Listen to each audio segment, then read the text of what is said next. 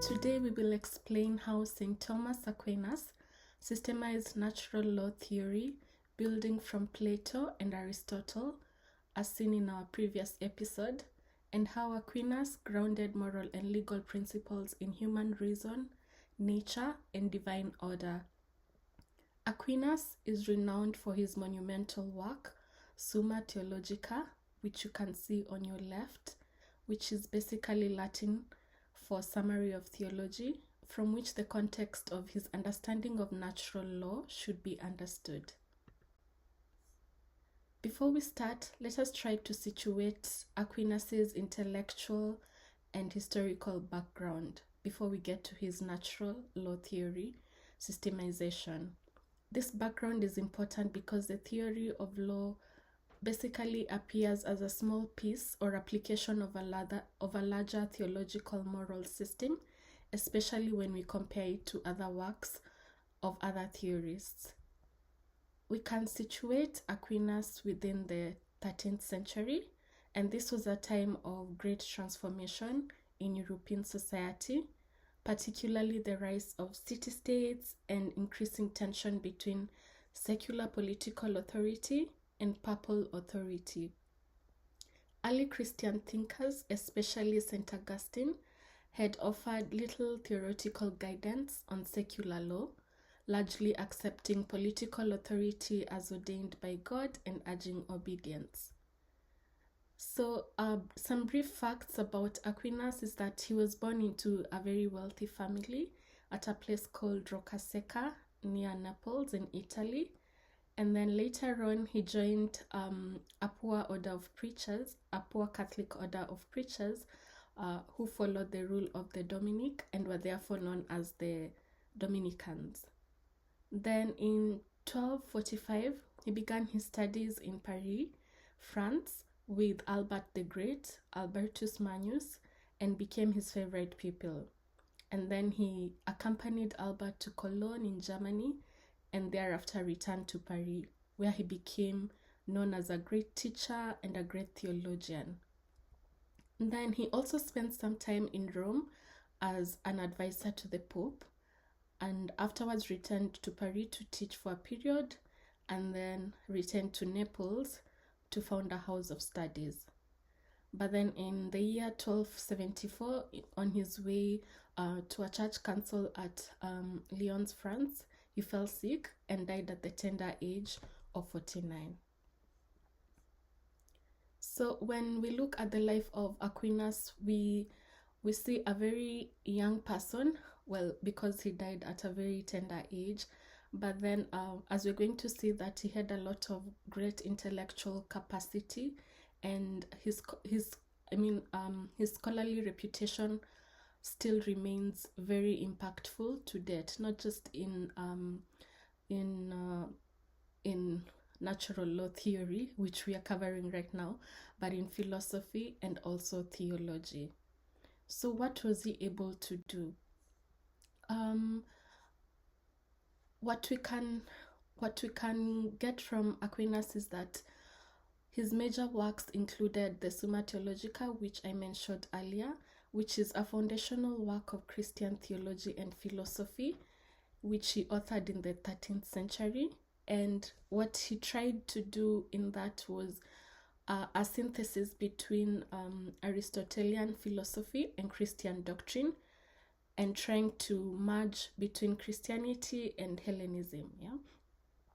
And then, of course, due to his untimely death, he wasn't able to finish the work, but the work continues to have such a great impact and is organized into three main sections. So basically the nature of God and creation, then moral philosophy concerning human purpose, and the role of Christ as Savior. Why is all this important?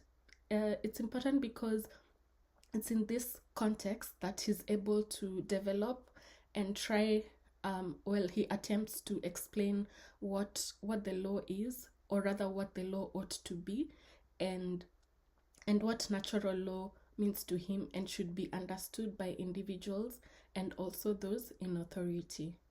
And then in addition to that, he also composed two very well-known Catholic hymns that are used for Eucharistic adoration. So we have O Salutaris Ostia, which is basically Latin for O Saving Victim, and Pangelingua, and this points a lot to his deep Christian devotion. And his works show him to be a very brilliant lecturer, a very clear thinker, and heavily influenced by Aristotle. And for me, what is very attractive is that at that time, there was a lot of discomfort with the notion that the universe could be known apart from divine revelation. So he sort of pioneered the use of Greek philosophy, featuring the power of reason to demonstrate that God and his universe could be understood, yes, by reason, guided by faith. So for me, that's very attractive, that the truths of faith could be understood by the use of reason, and that is the context in which he tries to explain the law.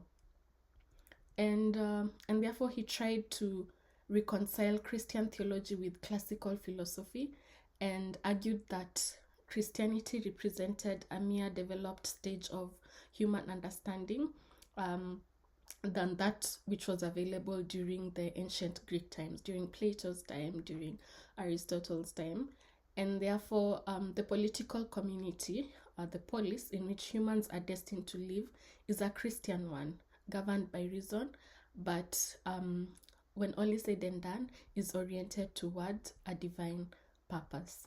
So this leads us to then try and understand how he tried to systemize and understand natural law, having now read Plato's work, Aristotle's work, but largely influenced by Aristotle, as we keep saying.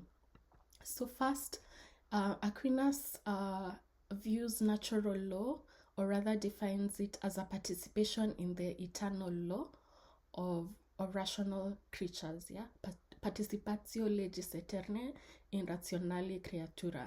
So eternal law is God's divine reason, the comprehensive plan governing the universe, known fully to God.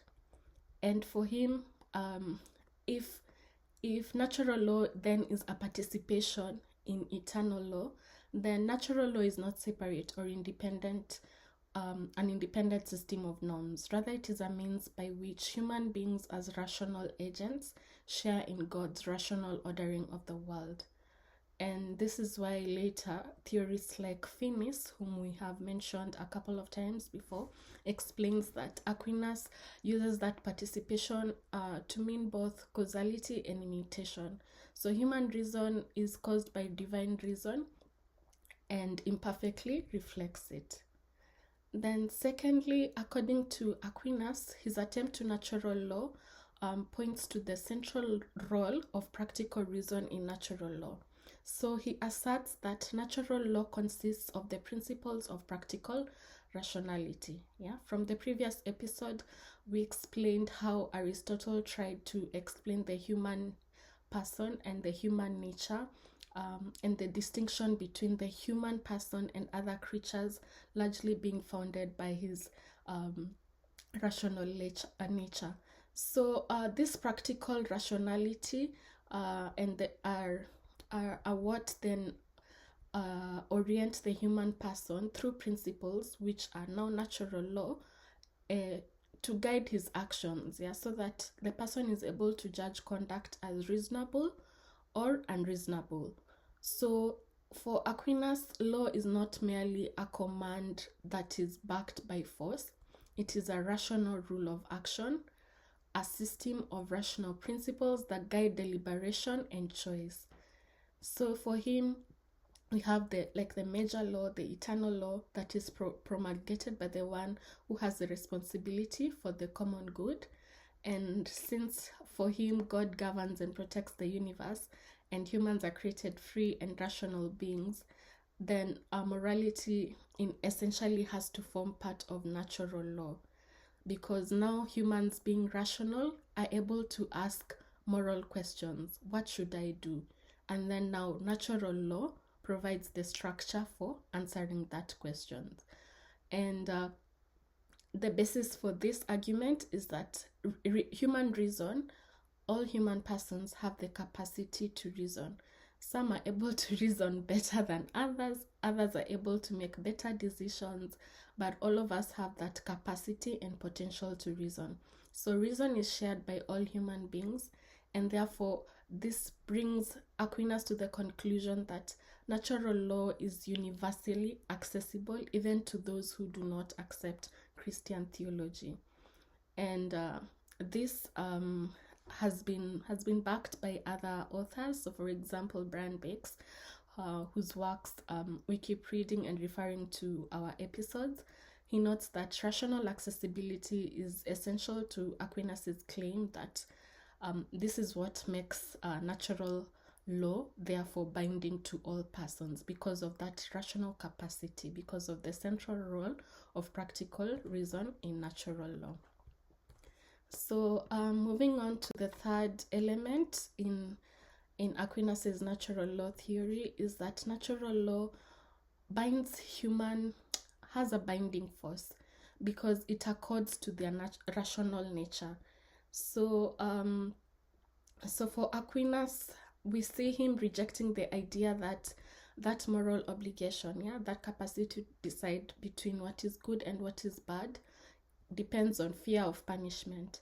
So for Aquinas, he has the assumption that humans are naturally oriented toward the good, and this orientation gives natural law its normative force. So for him, our natural law, human beings know natural law by way of inclination, and it's because we have natural tendencies towards certain goods, and we view these goods and we identify them as worthy of pursuit.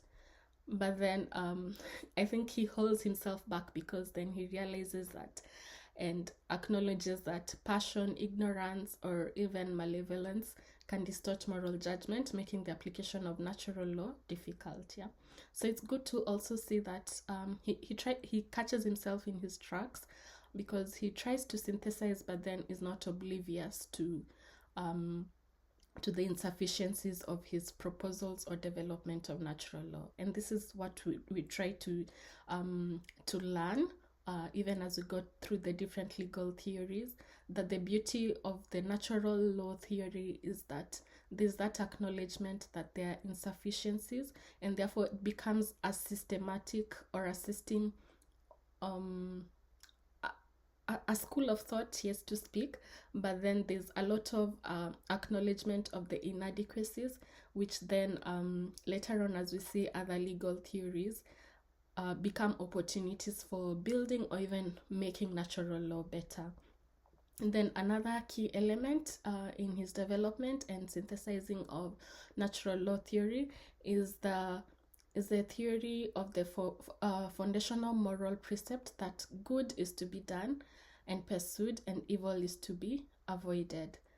So from this general principle, we have more specific moral requirements, and this is why Aquinas is able to identify several basic goods. So things like life, self-preservation, knowledge and truth, procreation and care of offspring, reasonable moral conduct. So these goods are not chosen arbitrarily. It's because they correspond to the fundamental aspects that make the life of the human person flourish. So that's good to see, because then because we want these goods, then we have a law that basically helps us through natural law that forms the basis of deciphering between that which is good and that which is evil. Then the priority of the good of the right, his approach differs from the rule-based moral theories, and he highlights that the good is prior to the right. So for Aquinas, whether an act is right matters less than whether it realizes or promotes a genuine good. Humans are capable of reasoning from the basic goods, and then they're able to see the practical means to achieve them. So the good always precedes the the right, yeah? And moral reasoning is therefore dynamic and very context sensitive rather than mechanical. So it's not just rule based, but then like we keep saying, yeah, that rational practicability. On evaluating moral wrongdoing, and we could say that Aquinas develops sort of a framework for moral objectivity and universal standards. So for him, there is no single test for determining whether an act is morally defective, and he requires a scrutiny of various elements in order to evaluate an action. So what was the object of the act? What was the intention behind it? And the circumstances in which it was performed. So certain acts are intrinsically wrong because they directly contradict basic goods, which we've mentioned in the previous slide. And authors later on have consistently said that, yeah, Aquinas condemned acts such as murder, blasphemy, adultery, as these are always contrary to natural law. And then another element of Aquinas's natural law theory approach is that he distinguishes between primary principles, which are universal and immutable, and secondary principles, which may vary in exceptional circumstances. But then there's a bit of, or rather there's lack of clarity, because he doesn't explain how this distinction is drawn, or how secondary principles are derived from primary ones, yeah? So what is clear is his distinction between eternal law and natural law being a participation in eternal law. But then in terms of now the primary and secondary principles of natural law, he doesn't provide a mechanism for the distinction, and of course this has faced a lot of criticism. And then he also classifies laws, and this he classifies them as into four. So eternal law, which is which we have mentioned before, the rational governance of the universe. The natural law, a participation in that eternal law. Then divine law, which is revealed through scriptures. And then human law, which are laws enacted by political authorities for the common good. So for Aquinas, human law is necessary because natural law is too general to resolve everyday problems, yeah, and because people often act selfishness, and sort of coercion is therefore sometimes required to secure reasonable behavior. So he sort of tries to classify the different types of laws. And then this I think we've mentioned in the previous two episodes, the maxim of an unjust law is not law. So this has to be understood in context, because what Aquinas tries to bring out is that laws which conflict with natural law lose their moral authority. So they may still exist. Yeah, we saw this in the Eichmann case. And it's been evident in many contemporary situations. Yeah, so they may still exist as legal rules, but they do not bind the conscience. Yeah, but then also Aquinas finds himself in a setup. Yeah, you have a police. Yeah, you have a community there that disobedience is not always justified, because if disobedience is allowed all the time, then it would lead to civil order or moral scandal. Yeah, so yes, they exist, but then they sometimes they lack that binding authority, especially on their conscience. So in summary, we could say Aquinas's natural law systemization rests on three core claims. Yeah, that the law is universal, it's immutable, and it can be it is discoverable through human reason. And this, as we shall see in the next slide, explains why natural law continues to underpin modern discussions on issues such as human rights, equality, and the moral limits on legal authority. So looking to the relationship between modern law and Aquinas's natural law theory, and having looked at his systemization of the law, we can tell that there's a connection between Aquinas' theory and modern notions of human dignity and human rights. His claims about universal human rights are like a synthesis of his writings.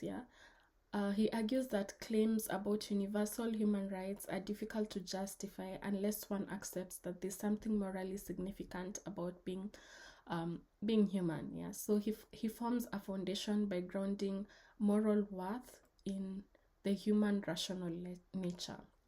And this explains why natural law theorists insist that all human beings possess equal moral status, including those who lack political recognition, autonomy, social power. Human dignity is the source of human rights. It's inherent and cannot be overridden.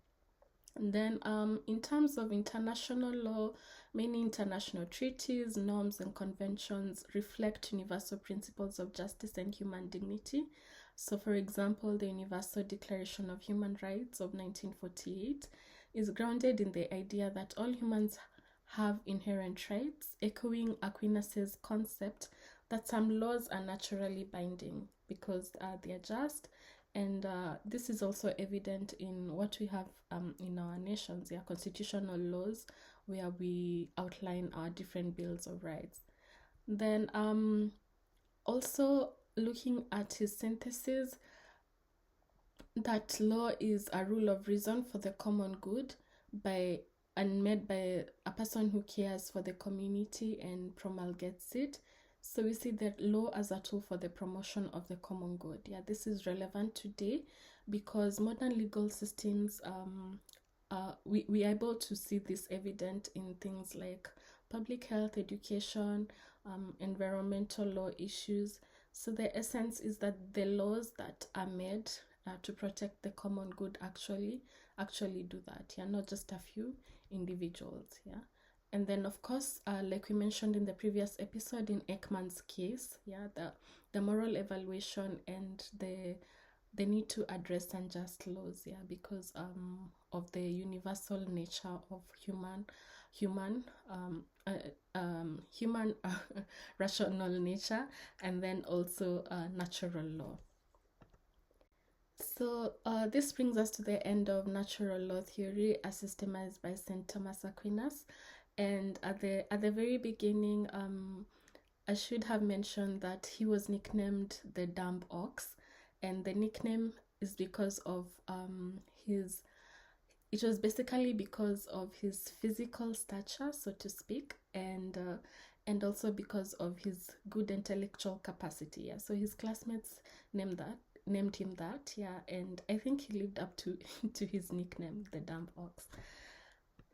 And if you enjoyed this episode, don't forget to like, to subscribe, and hit the notification button for our next episode. All references and texts used for the episode will be provided in the description text. See you in the next episode. Thank you.